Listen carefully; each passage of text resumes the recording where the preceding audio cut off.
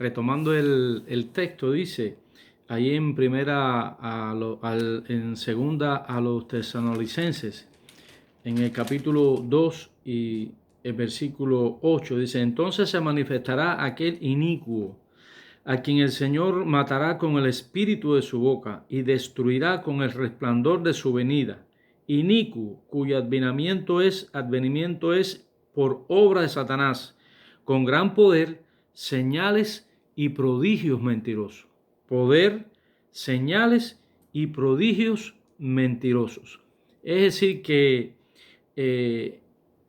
nos debe llamar la atención de que la humanidad no va a estar lidiando con algo sencillo, es muy poderoso, malvadamente, diabólicamente malvado. Dice, le llama inicuo, y la palabra inicuo quiere decir precisamente injusto, malvado,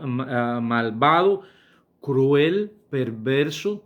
Es decir, Satanás es y representa la perversión de todo lo justo, de todo lo puro, de todo lo santo. Él representa el odio, que es la perversión del amor, representa la injusticia, que es la injusticia, la perversión de la justicia.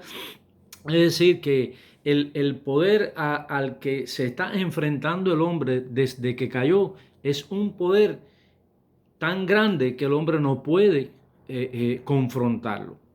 La única manera que el hombre puede confrontar y vencer ese poder maligno es con este mismo Señor, este mismo Dios maravilloso, amante y poderoso creador, que a pesar de que el mundo se hundió por el pecado, en la mazmorra en la que se convirtió hoy, a pesar de esa oscuridad y a pesar de esa barbarie en la que el hombre ha conducido la historia a través de los siglos, a pesar de ello, Dios vino a este mundo en la persona de Jesucristo y reestableció la relación del hombre con Dios. Y aquí en este mundo, Él estableció una familia que le llama Reino de Dios.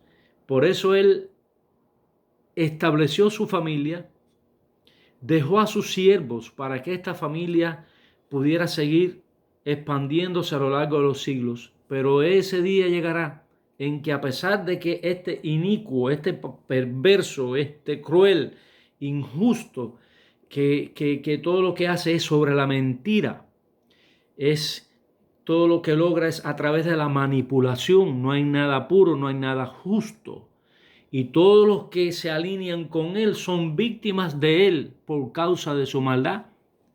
Las personas creen que logran mucho. Usted ve todas esas organizaciones, usted ve todos esos hombres a través de esos ideales utópicos. Ellos, cuando logren esa aparente agenda, ellos mismos van a ser víctimas de ese poder que ellos ayudaron a establecer. Por eso la libertad que Jesucristo vino a darnos es una libertad que trasciende las limitaciones que establecen las pautas de esos sistemas y de ese sistema anticristo que se ha venido estableciendo a través de la historia. Es decir, que nosotros estamos agradecidos a Dios por su palabra, porque su palabra es la que hace posible que nosotros estemos conscientes de estos eventos y de estos sucesos que están tomando lugar a través de la historia. No estamos ciegos, sino tenemos nuestra vista puesta en Cristo, que Él es la luz, que va antecediéndonos, nos va proyectando y vamos mirando antes que sucedan esas cosas horribles.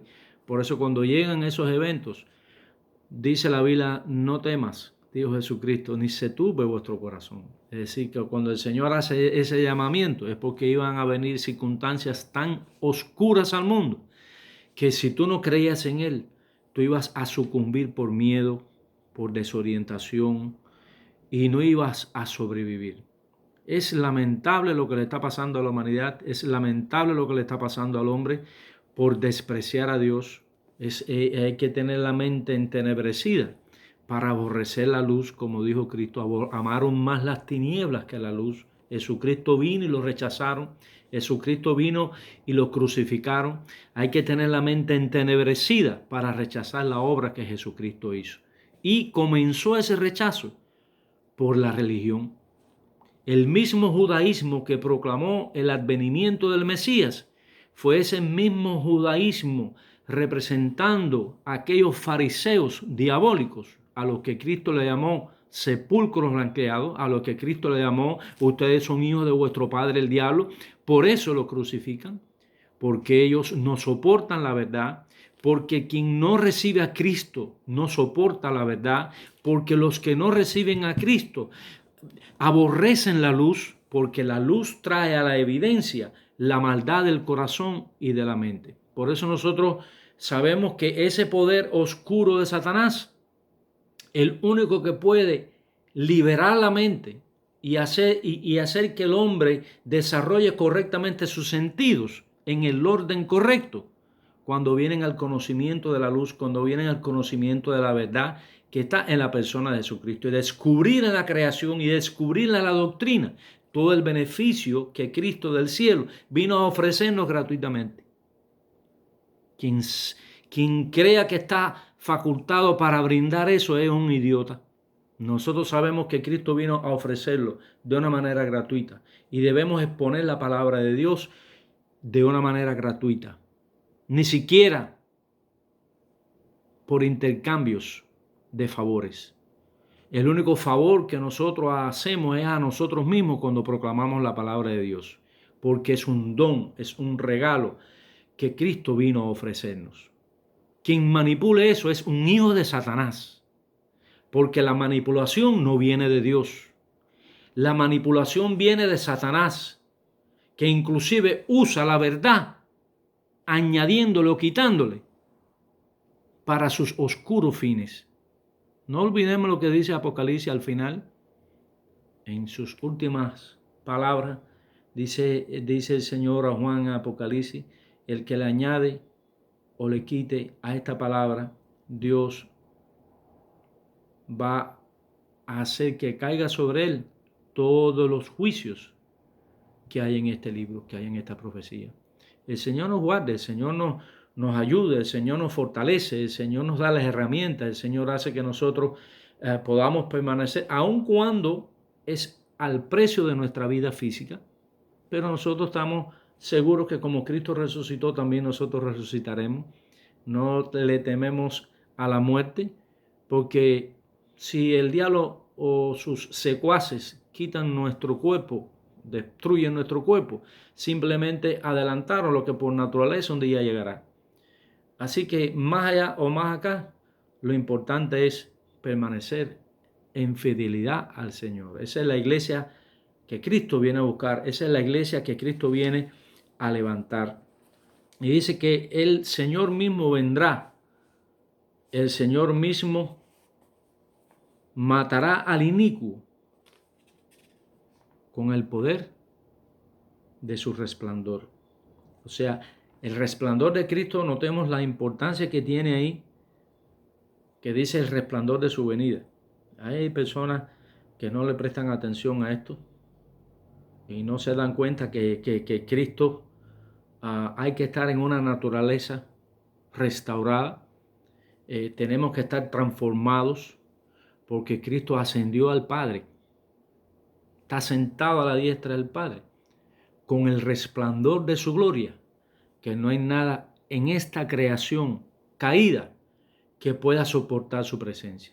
Por eso solamente soportarán su presencia cuando Él regrese, aquellos que Él levanta en aquel arrebatamiento, en aquella segunda venida, que Él levantará a esas personas que en la forma en la que lo levanta se opera el milagro de que este cuerpo pierda las herencias del pecado y yo sea transformado, dice la Biblia. Hay una transformación y hay una glorificación.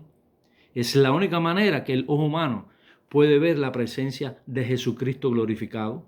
Por eso cuando dice ahí que Él matará al inicuo con el resplandor de su venida, es que el inicuo no puede soportar la gloria y la luz de Cristo.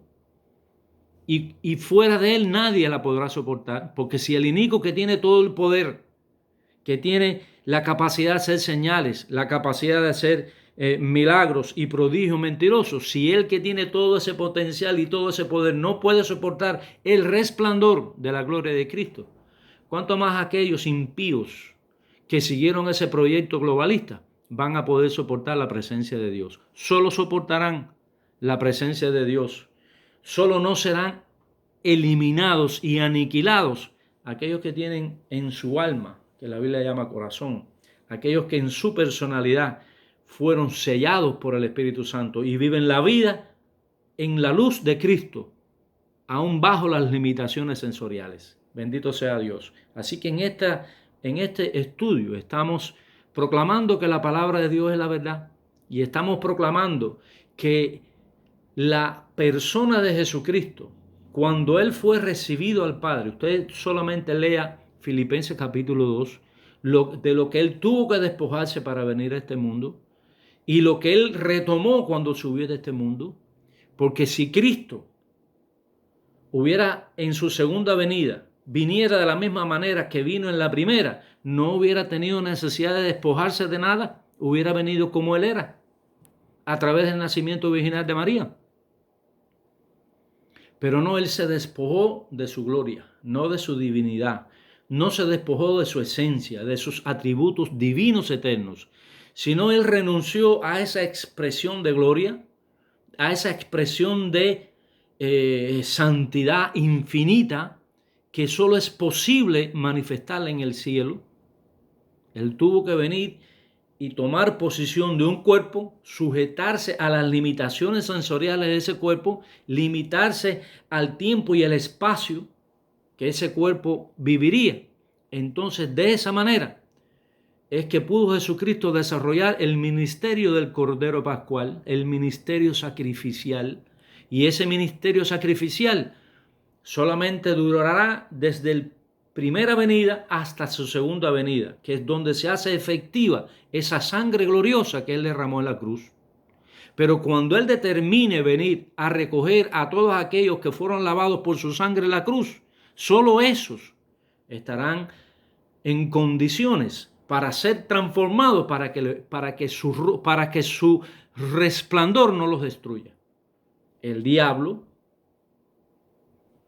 el anticristo y todos los anticristos y demonios no podrán soportar el resplandor de la gloria de Dios. Yo espero que todos estemos haciendo un pequeño análisis de estas cosas que estamos mencionando, de estas cosas que estamos hablando, porque nos ayudarán a entender un poco el sentir profético de la segunda venida de Jesucristo. Cristo no va a venir a este mundo despojándose otra vez de su gloria. Y si Él no se va a despojar de su gloria, de su luz, porque dice Pablo que Él habita en luz inaccesible. Nadie puede llegar ahí a menos que no sea por la transformación de su sangre o aquellos santos ángeles que viven en su presencia. ¿Cómo Él va a venir a sentarse en un lugar que no puede soportar su presencia y a estar conviviendo con personas que ni siquiera han sido lavadas por su sangre? Yo no puedo entender cómo personas pueden creer eso. Pero yo te invito a que tú, simplemente en este destello que está dando Pablo aquí a los tesalonicenses, le presten atención, el resplandor de su venida. El resplandor de su venida quiere decir que más que el resplandor es Él. Él es más que el resplandor. ¿Quién podrá estarse en pie?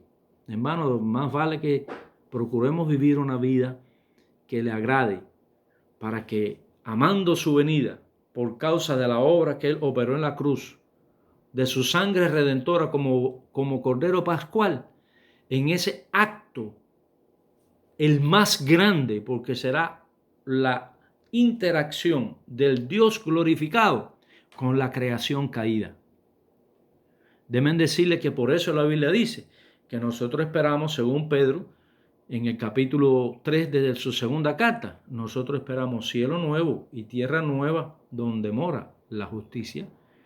Ese impacto de la gloria de Dios, ese impacto del resplandor de su venida, transformará ese universo, transformará esa creación que por causa del pecado sufrió consecuencias. Ahora, por causa de la gracia, sufrirá consecuencias no negativas, sino que tanto la creación como nosotros llegaremos a ser tal como Dios nos diseñó antes que el mundo fuese.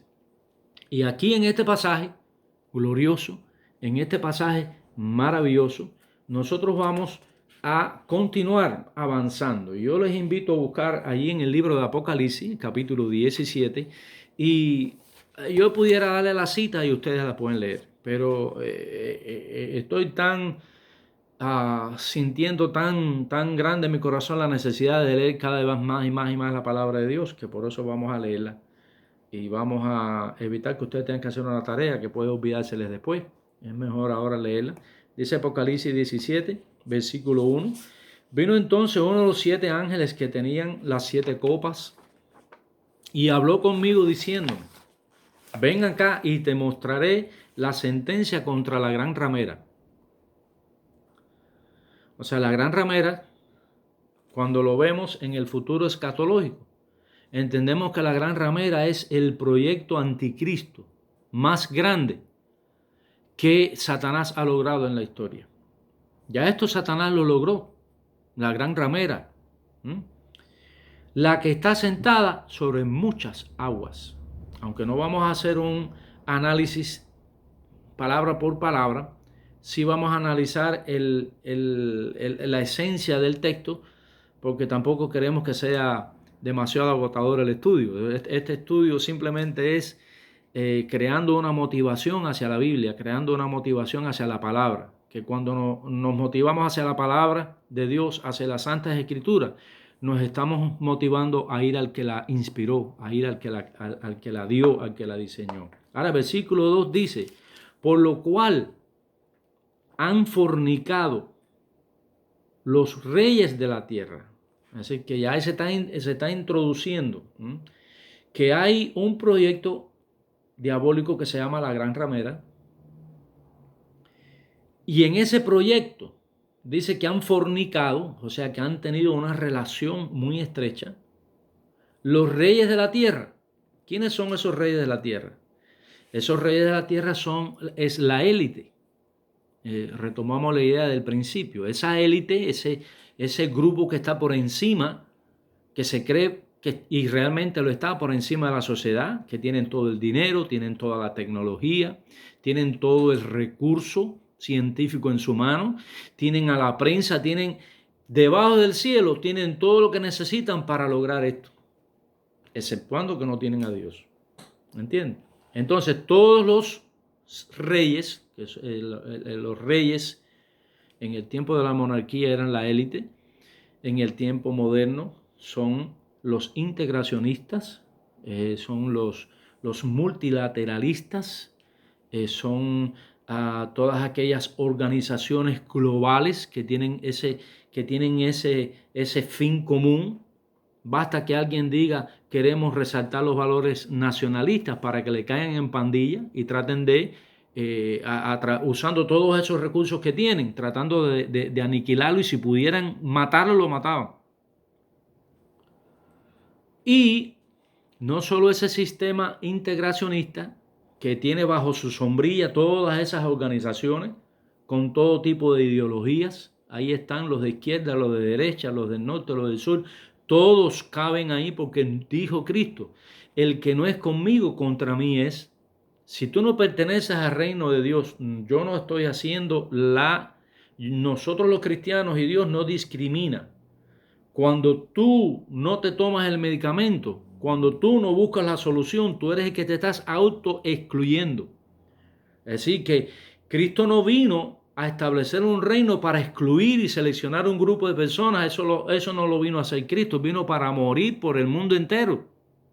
Estas personas que están en esta dirección simplemente se han autoexcluido, han desechado a Dios, han desestimado la gracia de Dios, y por eso están en ese proyecto de ambiciones meramente materiales, siguiendo a ese espíritu del anticristo, siguiendo a ese mal diabólico que dice que es inicuo, como vimos en Pablo a los tesalonicenses, que es un malvado, injusto, criminal, cruel y perverso. Cristo lo definió bien, padre de mentira, homicida desde el principio.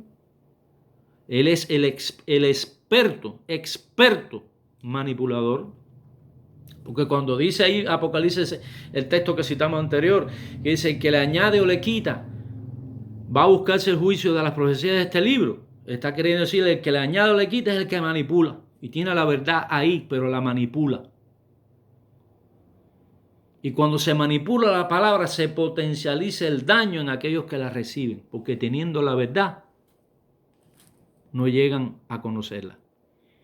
Es triste, es profundo, es perverso lo que el espíritu del anticristo está logrando hoy y lo que Satanás está alcanzando en su plan diabólico. Y dice aquí que este sistema integracionista también está anclado en el sistema religioso, el sistema del sincretismo. O sea, el sistema del sincretismo religioso es la herramienta más poderosa que tiene Satanás y es el equipo que está armando esa gran ramera sobre esa base elitista y esa figura es quien va a cohesionar todas esas fuerzas que son contrarias entre sí, Un ateo y un religioso idealista son contrarios en su ideología. Un socialista y un capitalista son contrarios en su ideología. Sin embargo, todos se unen porque ellos quieren formar un sistema global que controle a todas las naciones. Por supuesto, sobre todo ese control está esa élite que ha aventajado a todos los demás con todos los recursos necesarios para lograrlo. Dinero, economía, prensa, con todo lo que nosotros hemos hablado. Entonces, están utilizando con eficiencia, con mucha eficacia, el concepto del ecumenismo, que es el concepto de unidad, pero que no se va a lograr, porque lógicamente no se puede lograr, porque es mezcla de ideas contrarias, que eso es el sincretismo. Y ahí en ese versículo habla muy claramente que esa ramera, quien gesta y desarrolla esa diabólica agenda con el anticristo a la cabeza. Ahora dice el versículo: y los moradores de la tierra se han embriagado con el vino de su fornicación. Embriagado quiere decir que están participando en un plan que les nubla su capacidad racional. Un borracho no pierde su capacidad intelectual, pierde la vergüenza. ¿Por qué? Porque cuando una persona llega a emborracharse, te dice las cosas que él, sin estar borracho, no es capaz de decírtelas. Y borracho hace cosas que pierde la vergüenza. Por ejemplo, una persona borracha se desnuda delante de los demás porque perdió la vergüenza, el pudor. Una persona empieza a hablar malas palabras porque pierde el pudor para hablar. Pero es lo que está dentro, que sale es como abrir la puerta para que salga todo lo que hay dentro. Y dice que están embriagados porque eso es lo que tenían en su corazón, el deseo de hacer eso. Entonces dice: y los moradores de la tierra se han embriagado con el vino de su fornicación. ¿Quiénes son estos? Los anticristos, que han sido piedras de tropiezo en todas las formas imaginables. Estos son los liberales, los progresistas. Ellos van cambiando de nombre porque son especialistas usando el lenguaje.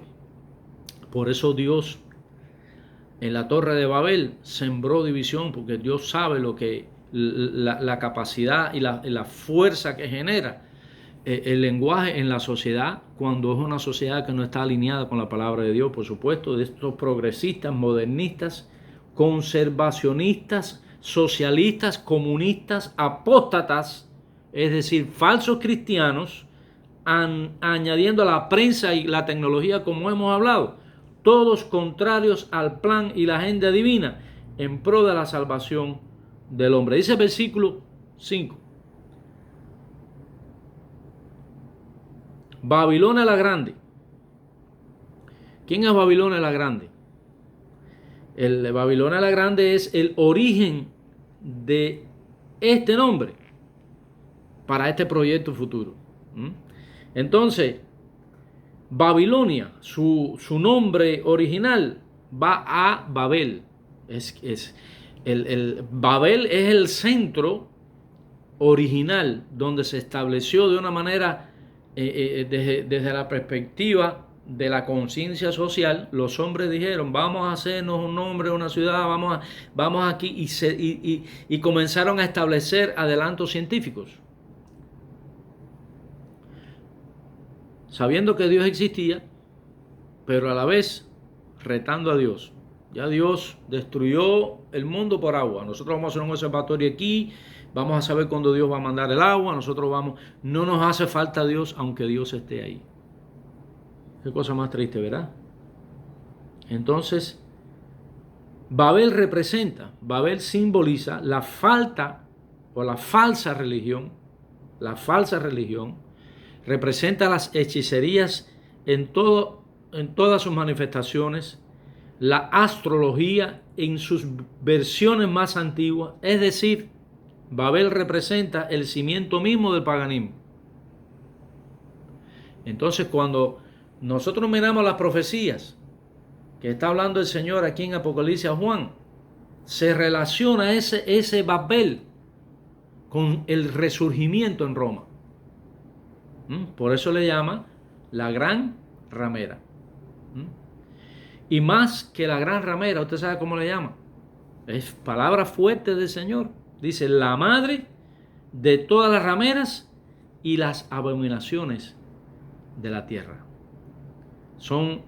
Las abominaciones son blasfemias, las abominaciones son actos sacrílegos delante de Dios, todo lo perverso, todo lo cruel, todo lo diabólico está dentro del concepto, la madre de la ramera. Entonces, vamos a ver quién es la madre de todas las rameras. Que su herencia histórica viene desde Babel, que es ese empuje del diablo a través de toda la historia, recaudando experiencia a través de toda la historia, de todo tipo de hechicería, de todo tipo de... Usted no ve hoy Hollywood, que las películas que hacen ya no son películas instructivas, sino simplemente los temas que tratan es aquello que tiene que ver con que un árbol da un mensaje, ese es el animismo, y todas aquellas religiones ocultas y todas aquellas cosas que son tenebrosas, y todas aquellas religiones desplazando el cristianismo, y por lo tanto están desplazando el beneficio del cristianismo. Pero son tan tontos y son tan arrogantes que no se dan cuenta que el beneficio que tienen hoy es por causa del cristianismo, aunque lo rechazan. El día que lo que produce el beneficio sea quitado, vamos a ver qué beneficio van a traer ellos a esta humanidad, sino oscuridad, horror y tristeza. Por eso hay que ir a Cristo en el nombre del Señor. Y dice aquí la palabra de Dios que esa es la Babilonia grande. Y vamos a poner pausa aquí, porque indudablemente este es un tema muy interesante y tiene un gran contenido doctrinal, teológico, y tiene un gran componente histórico que espero ustedes analicen después de analizar estas ideas, y continuaremos avanzando en nuestro tema. Que Dios le bendiga, y continuamos exponiendo esta palabra con temor reverente, sabiendo que no es nuestra palabra, es la palabra de Dios, y sabiendo que hay un gran beneficio, no solo para el que expone la palabra de Dios, es el gran beneficio para todos aquellos que hemos recibido la palabra de Dios cuando Él la ha enviado. Que Dios te bendiga, hermano, amigo, y si te interesa y te motiva este tema, hazlo llegar a otras personas para que el beneficio de esta palabra sea el que ilumine la senda de su vida y no la oscuridad y la manipulación que el diablo quiere mantener al mundo para usarlos en contra de la verdad. Pero al final, el Señor, cuando venga con el resplandor de su venida, lo eliminará a él, anticristo, y eliminará a todos aquellos que no están sellados, que no han sido lavados con la sangre del Cordero. Gloria al Señor, que estamos en Cristo seguros. Que Él les bendiga.